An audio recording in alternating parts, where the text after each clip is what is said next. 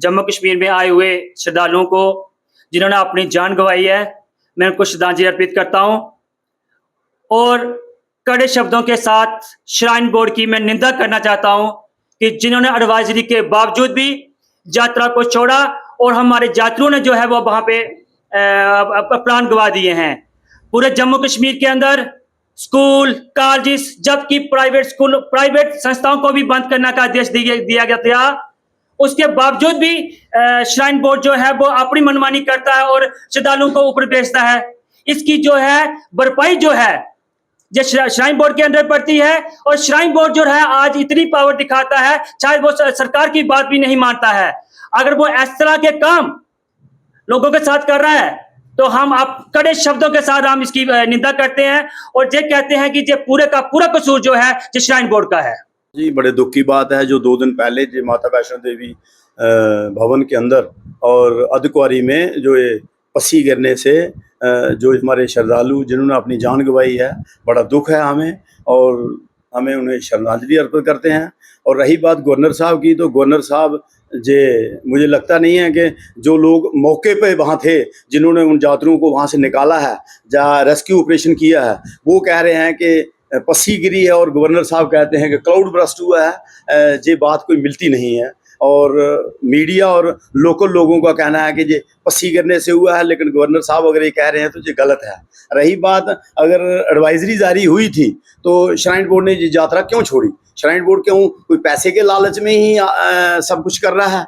और मैंने तो जहाँ तक देखा है, जो मीडिया में बताया जा रहा है, जहाँ आ रही है न्यूज़ कि यात्रियों से सोना और उनके जेवरात भी चुरा लिए हैं, ये बड़ी शर्म की और बड़े दुख की बात है हमारे जम्मू के लोगों के लिए भी और श्राइन बोर्ड के लिए। तो जितनी भी निंदा की जाए ये कम है और ये बड़े दुख है हमें, और दुख की घड़ियों से हम पूरे पौनी निवासी उन परिवारों के साथ कंधे से कंधा मिला के खड़े हैं और हमारी तरफ से जो भी भरपाई हो पाएगी हम उनके साथ हैं और ख़ासकर हमारी जम्मू कश्मीर गवर्नमेंट उनके साथ है।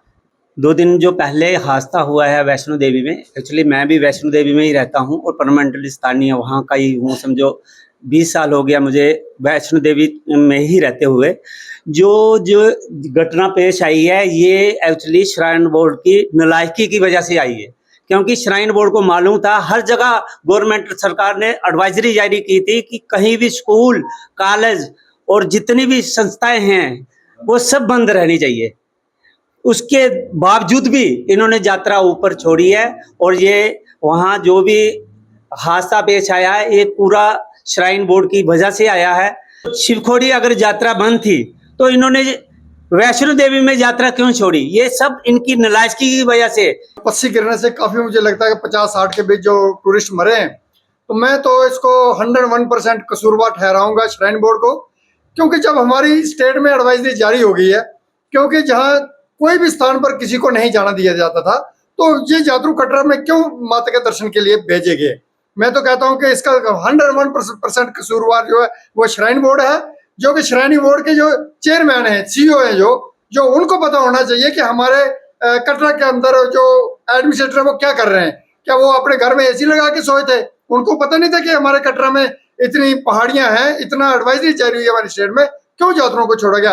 अगर वहां इतने लोग बाहर से आए, क्योंकि इस बात को हम मानते हैं जो बाहर के लोग हैं उनको हमारे पहाड़ी एरिया का नहीं पता होता है कि इधर क्या क्या घटना कैसी एरिया है, पर वो लोग तो आए माता के दर्शन करने के लिए। ये हमारे सीईओ साहब का कसूर है, जो श्राइन बोर्ड का पूरा कसूर है, वो जिम्मेवार है। उन लोगों की मौत का वो जिम्मेवार है।